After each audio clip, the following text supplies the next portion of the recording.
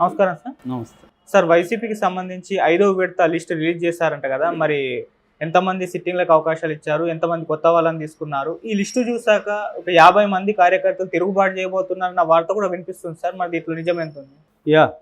ముందు అసలు లిస్టు చూద్దాము. నిన్న సాయంత్రం బొత్స సత్యనారాయణ అనౌన్స్ చేశారు ఈ లిస్టు. ఇందులో ఏంటంటే 4 ఎంపీలు, ఎంపీ నియోజకవర్గాలకి, 3 ఎమ్మెల్యే నియోజకవర్గాలకి ఇన్ఛార్జిని ప్రకటించారు. ఓకే. ఈ 4 ఏమంటే, ఒకటి కాకినాడ చలమలశెట్టి సునీల్, తర్వాత మచిలీపట్నం సింహాద్రి రమేష్ బాబు, గతంలో బాలశౌరి ఉన్నాడు. బాలశౌరి అక్కడ గెలిచే పరిస్థితి లేదని చెప్పి ఆయనకి టికెట్ ఇవ్వమని జగన్ చెప్పేసేసరికి ఆయన జనసేనలో చేరడానికి సిద్ధమైపోయాడు. సో ఆ ప్లేస్లో సింహాద్రి రమేష్ బాబు. వీళ్ళేంటంటే గతంలో సింహాద్రి సత్యనారాయణ మినిస్టర్గా ఉన్నాడు. ఆ ఫ్యామిలీ నుంచి ఇద్దరిని ఇప్పుడు చేశారు. ఒకరేమో సింహాద్రి రమేష్ బాబు మచిలీపట్నం ఎంపీగా, తర్వాత సింహాద్రి చంద్రశేఖరరావు అవనిగడ్డ ఎమ్మెల్యేగా.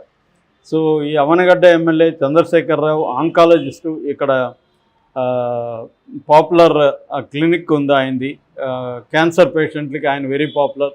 అంటే హైదరాబాద్లో ఒక పేరు చెప్పమంటే డాక్టర్ది క్యాన్సర్కి సంబంధించి ఈయన పేరు చెప్తారు. సో అంత పాపులర్ ఆయనకి అవనిగడ్డ ఎమ్మెల్యే సీట్ ఇచ్చారు. ఇక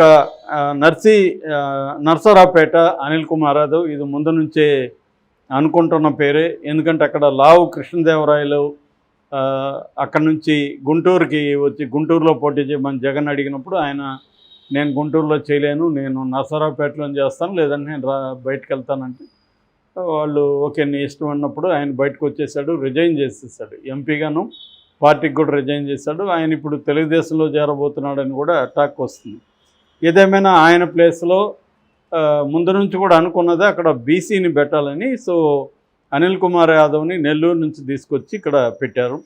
ఇప్పుడు ఏబిఎన్ వీళ్ళందరూ కూడా లైవ్లో అనిల్ కుమార్ యాదవ్ రిజైన్ చేస్తున్నాడని ప్రకటించారు. బట్ కన్ఫామ్ అయితే కాదు అది. అనిల్ కుమార్ యాదవ్ కూడా మొన్న కూడా చెప్పాడు, నేను ఇంతకుముందు అసెంబ్లీలో చంద్రబాబుని తిట్టేవాడిని, ఇప్పుడు పార్లమెంట్కి వెళ్ళి చంద్రబాబుని తిడతానని కూడా అతను అన్నాడు.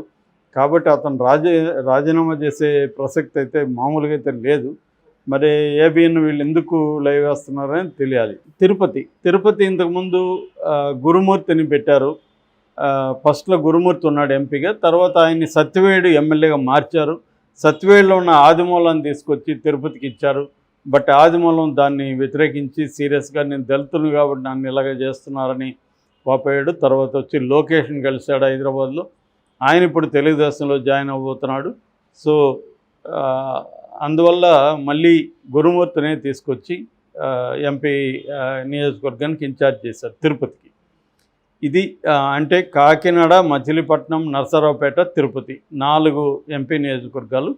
ఇక ఎమ్మెల్యే వచ్చి అరకు వచ్చి మత్స్యలింగంని పెట్టారు. అంతకుముందు గొట్టేటి మాధవి అని మొన్న ఈ మధ్యన అనౌన్స్ చేశారు. మళ్ళీ ఆమె వద్దనుకున్నారు. మనం కొంతకాలం ముందు కూడా చెప్పుకున్నాం. రీసర్వేలు కూడా మళ్ళీ చేశారు ఫ్రెష్గా. ఆల్రెడీ చేసిన వాటి మీద కూడా రీసర్వేలు చేశారు. అంటే క్యాండిడేట్ని అనౌన్స్ చేసినాక దీని రియాక్షన్ ఎలా ఉందో చూసుకొని ఒక్కోసారి అది కూడా బాగాలేదనుకున్నప్పుడు మళ్ళీ మార్చారనమాట. అలాగా అరకు కూడా మార్చారు. గొడ్డేటి మాధవ్ని తీసేశారు. అవనిగడ్డ ఇందాక చెప్పినట్టుగా డాక్టర్ చంద్రశేఖరరావు. తర్వాత సత్యవేడులో ఇందాక చెప్పినట్టుగా గురుమూర్తిని అక్కడ తీస్తే ఆదిమూలాన్ని ఇక్కడికి తీసుకుని వచ్చారు. గురుమూర్తి తనకు కూడా ఇష్టం లేదు, కానీ ఎమ్మెల్యేగా జవదాటడానికి ఇష్టం లేకుండా ఆయన వెళ్ళాడు. అయితే ఆదిమూలం రావడానికి ఇష్టపడలేదు కాబట్టి మళ్ళీ గురుమూర్తిని తిరుపతికి వేసి ఆదిమూలం ప్లేస్లో నూకతోటి రాజేష్ని అక్కడ పెట్టారు. ఈ 7 లిస్ట్ వచ్చి 7 మంది మాత్రమే లిస్ట్లో ఉన్నారు 5వ లిస్టులో.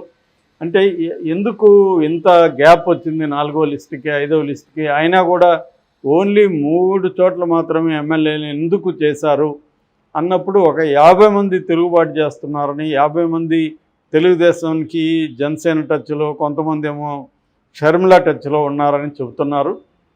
అయితే దీని వెనుక రాజ్యసభకు సంబంధించిన ఎన్నికలు కూడా పనిచేస్తున్నట్టుగా మనం అర్థం చేసుకోవచ్చు. ఎందుకంటే రాజ్యసభ ఎన్నికలు అయిపోయే వరకు కూడా జగన్ ఎక్కువ ఎమ్మెల్యేలని ప్రకటించే అవకాశం లేదు. ఎందుకంటే రాజ్యసభలో ఇప్పుడు మూడు సీట్లు ఖాళీ ఉన్నాయి. యాక్చువల్గా 151 బలం ఉన్న వైసీపీకి 3 సునాయాసంగా రావాలి.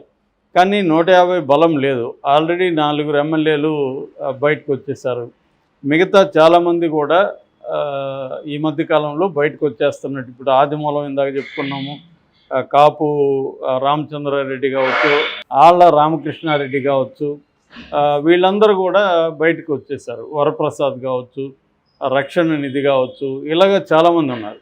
అంటే మామూలుగా అయితే 43 ఓట్లు కావాలి ఒక రాజ్యసభ సభ్యుడికి. సో కానీ ఒక 150లో 40 అంటే 3 4 12 3 3లో 9, సో 129 కావాలి. కానీ కంఫర్టబుల్గా గెలుస్తారు మామూలుగా అయితే. కానీ ఒక 40 మంది అట్లా జంప్ అయితే మాత్రం ఇబ్బంది. అందుకని తెలుగుదేశం వాళ్ళకి బలం లేకపోయినా, తెలుగుదేశానికి ఉన్న బలం ఎంత, 23 - 4, సో 19.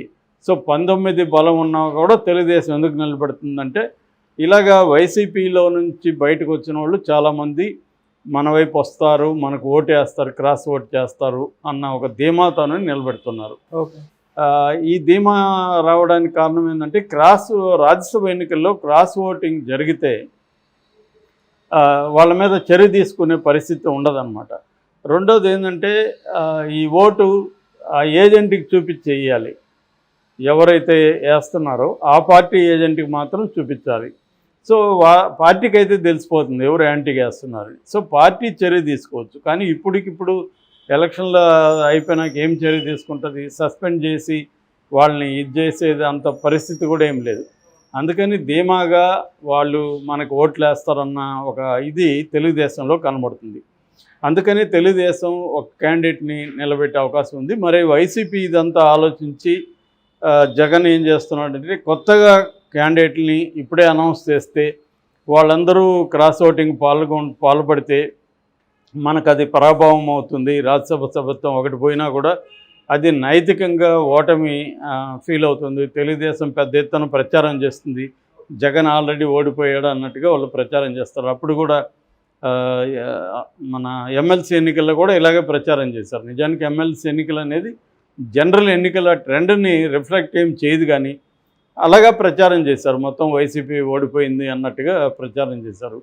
సో ఇప్పుడు కూడా మళ్ళీ ఒక్కసారిగా తెలుగుదేశానికి సంబంధించిన మీడియా అంతా కూడా పెద్ద ఎత్తున ప్రచారం చేస్తారు. మొత్తం వైసీపీ కుప్పకూలిపోయింది, వైసీపీలో ఇంతమంది వేశారు అనేది ప్రచారం చేస్తారన్న ఒక భయం జగన్కి ఉండే అవకాశం ఉంది. సో అందుకని జాగ్రత్తగా పడుతున్నట్టుగా తెలుస్తుంది. ఆల్రెడీ ఇప్పుడు 20-30 మంది వెళ్ళి ఉంటారు.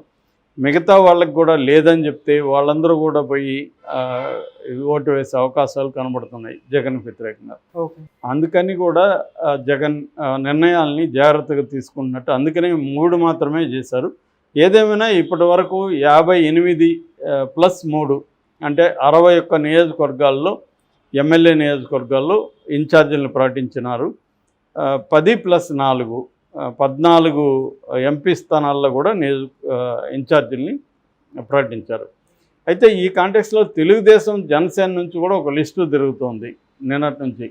అది మరి చంద్రబాబు కావాలని లీక్ చేశాడని కూడా కొంతమంది అంటున్నారు. ఫీలర్గా దాన్ని, అంటే ఎలా రియాక్షన్ ఎలా ఉంటుందో, ఏమైనా గొడవలు వస్తాయో టెస్ట్ చేసేదానికి. ఏదేమైనా అదొక లిస్ట్ అయితే బయటకు వచ్చి తిరుగుతోంది. 13 మందిని చేశారు. అందులో 2 నియోజకవర్గాలు జనసేన, మిగతా అవన్నీ కూడా తెలుగుదేశానికి తరఫున ఉన్నాయి. మరి అది అంత నిజమో తెలియదు. ఏదేమైనా చంద్రబాబు జగన్ నుంచి ఒక గుణపాఠం నేర్చుకుంటున్నాడు. జగన్ లాగే తాను కూడా మొహమాటాలకు పోకుండా ఎంత రెబల్స్గా మారినా, ఎంతమంది మారినా, ఎంత వ్యతిరేకత వచ్చినా గెలుస్తారనుకునే వాళ్ళకే ఇవ్వాలి అనేది చంద్రబాబు కూడా ఫిక్స్ అయినట్టుగా చెప్తున్నారు. అందుకని ఆయన తన యాత్ర కూడా ఆపేసి దీని మీద కసరత్తు చేస్తున్నట్టు చెప్తున్నారు. సో మోస్ట్లీ ఈ వీక్లో ఆ లిస్ట్ కూడా బయటకు వచ్చే అవకాశం ఉంది. ఒక లిస్ట్ అయితే వచ్చింది, కానీ అధికారికంగా అది బయట చెప్పలేదన్నమాట. సో ఈ కాంటెక్స్లో ఏం జరుగుతుందనేది చూడాలి మనం.